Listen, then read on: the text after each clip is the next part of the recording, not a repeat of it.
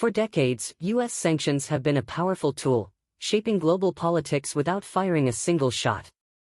But are they truly effective? Or do they create more problems than they solve? Take Russia. After its invasion of Ukraine in 2022, the U.S. imposed over 2,000 new sanctions, targeting banks, oligarchs, and entire industries. Yet, Russia's economy only shrank by 2.1% in 2022, far less than predicted. By 2023, it was already recovering. Iran has been under U.S. sanctions for over 40 years. Yet, it continues to develop nuclear technology and build alliances with China and Russia. Have the sanctions really stopped its ambitions? Then there's North Korea. The country remains one of the most isolated in the world, with its economy in crisis. But despite decades of US and UN sanctions, its missile tests continue, and its leadership remains firmly in power. So, do sanctions work? Or are they just pushing US rivals closer together, creating new alliances against the West? Stay tuned, because in this video, we break down the real impact of US sanctions, and the surprising consequences shaping global power. Economic sanctions, a silent weapon in modern warfare. They don't fire bullets, yet they can cripple entire economies. But what exactly are sanctions, and how do they shape global politics? At their core, economic sanctions are restrictions imposed by one country, or a group of countries, on another, to influence behavior, enforce international laws, or punish actions deemed unacceptable. Sanctions come in many forms, including small blue diamond trade bans, blocking imports or exports of specific goods and technologies. Small blue diamond financial restrictions, freezing assets or limiting access to banking systems. Small blue diamond travel bans, preventing officials or business leaders from entering certain countries. Small blue diamond sector-specific sanctions, targeting industries like oil, defense, or technology. These measures aim to pressure governments, corporations, or individuals into compliance with international standards, but do they always work? Right now, the United States is the world's leading user of economic sanctions, with over 9,400 active sanctions globally. Some of the most sanctioned nations include Russia, the most sanctioned country in the world, facing over 17,500 sanctions since 2014, including major restrictions following the invasion of Ukraine. The Russian economy shrank by 2.1% in 2022 under pressure but adapted by strengthening ties with China and India. Iran, under U.S. sanctions for over 40 years, primarily targeting its oil exports, financial systems, and nuclear program. As a result, Iran's oil revenues dropped from $100 billion in 2011 to under $20 billion in 2020. North Korea, heavily sanctioned since the early 2000s, yet still developing nuclear weapons. Despite restrictions, reports suggest North Korea's economy relies on illicit trade, cybercrime, and support from allies like China. Sanctions have mixed results. In some cases, they weaken economies and force diplomatic change. In others, they push adversaries closer together, encouraging alternative trade alliances. So, are U.S. sanctions truly effective in reshaping global power dynamics? Or do they have unintended consequences? Let's take a deeper look. Sanctions on Russia. When Russia invaded Ukraine in February 2022, the world responded with an economic offensive unlike anything seen before. More than 17,500 sanctions were imposed on Russia, making it the most sanctioned country in history. But have these measures truly weakened Russia, or have they forced its economy to adapt in new ways?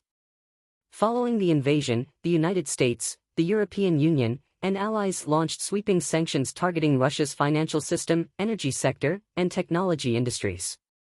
Key actions included small blue diamond freezing over $300 billion in Russian central bank assets. Small blue diamond cutting major Russian banks off from SWIFT, the global financial messaging system. Small blue diamond banning exports of critical technologies, including semiconductors and aircraft parts. Small blue diamond restricting Russian oil and gas sales, a key source of government revenue. At first, the sanctions hit hard. In 2022, Russia's economy contracted by 2.1%, and inflation soared past 17%. The ruble lost over 30% of its value, forcing emergency measures from the Russian central bank. However, by 2023, Russia's economy showed signs of resilience. GDP rebounded to 2.8% growth in 2023, driven by war spending and trade with China and India. Oil exports shifted to Asia, bypassing Western restrictions. Despite tech bans, Russia developed parallel import networks through countries like Turkey and the UAE. Despite Western pressure, Russia has found ways around sanctions. Small blue diamond trade rerouting, Russian exports flow through neutral countries before reaching restricted markets. Small blue diamond yuan replaces the dollar. Over 80% of Russia-China trade is now settled in yuan, reducing reliance on Western banking. Small blue diamond shadow fleet, Russia uses a fleet of aging tankers to continue oil exports under the radar. While sanctions have limited Russia's long-term economic growth, they haven't stopped its war efforts. The government doubled military spending in 2023, funding the war through rising energy revenues and alternative financial channels. So, is the West's economic pressure truly crippling Russia, or has it only reshaped global trade alliances? That's the big question moving forward. Sanctions on Iran. For over 4 decades, Iran has faced some of the toughest economic sanctions in modern history. From the 1979 U.S. Embassy hostage crisis to its nuclear ambitions, Western nations have tried to isolate Iran economically. But has it worked? Or has Iran found ways to resist and even thrive? The United States has led multiple waves of sanctions, targeting Iran's oil exports. The U.S. imposed restrictions in 2012, slashing Iran's crude oil sales by over 80% by 2019. Banking and finance. Iran's access to SWIFT, the global banking network, was cut off in 2012 and again in 2018. Technology and military. Bans on advanced machinery, software, and military equipment limit industrial growth. The 2015 Joint Comprehensive Plan of Action, JCPOA, or Iran nuclear deal, briefly lifted some sanctions. But in 2018, the U.S. withdrew from the deal, reimposing sanctions under the maximum pressure campaign. Sanctions have taken a toll on Iran's economy. Inflation soared past 40% in 2023, making everyday goods unaffordable. The Iranian rial has lost over 90% of its value against the US dollar since 2018. GDP shrank by 7% in 2019 after US oil sanctions were reimposed. Iran's oil exports fell from 2.5 million barrels per day in 2017 to under 400,000 in 2020. Despite these setbacks, Iran has developed sanctions-resistant strategies.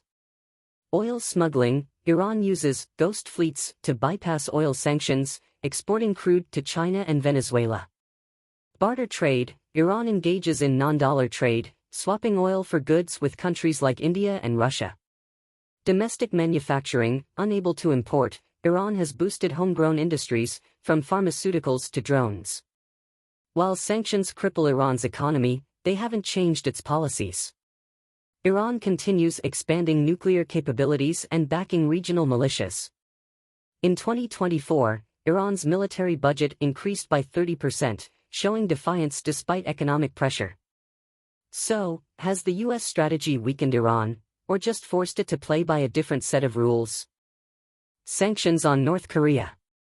Few nations face tougher sanctions than North Korea.